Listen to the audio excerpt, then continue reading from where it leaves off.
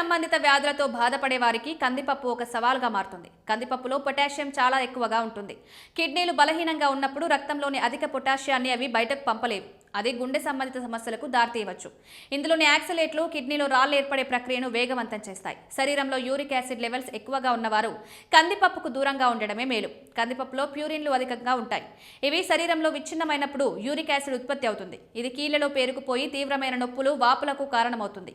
వీరు కందిపప్పుకు బదులు పెసరపప్పు తీసుకోవడం సురక్షితం. తరచుగా ఎసిడిటీ లేదా గుండెల్లో మంటతో బాధపడేవారు రాత్రిపూట కందిపప్పు తినకపోవడమే మంచిది. ఇది జీర్ణం కావడానికి ఎక్కువ సమయం పడుతుంది కాబట్టి పడుకునే ముందు తింటే యాసిడ్ రిఫ్లెక్స్ సమస్య తలెత్తుతుంది. ఒకవేళ మీరు ఈ చెప్పిన సమస్యలతో బాధపడుతూ పప్పు తినాలనుకుంటే కొన్ని జాగ్రత్తలు పాటించాలి. కందిపప్పుకు బదులు తేలికగా జీర్ణమయ్యే పెసరపప్పు లేదా మసూర్ పప్పు తక్కువ పరిమాణంలో తీసుకోండి. అప్పుడు వండేటప్పుడు అందులో చిటికెడు ఇంగువ, అల్లం, వెల్లుల్లి చేర్చండి. ఇవి గ్యాస్ సమస్యను తగ్గిస్తాయి. వండడానికి ముందే పప్పును నానబెట్టడం వల్ల అందులోని యాంటీ న్యూట్రియంట్స్ తొలగిపోయి జీర్ణక్రియ సులభమవుతుంది.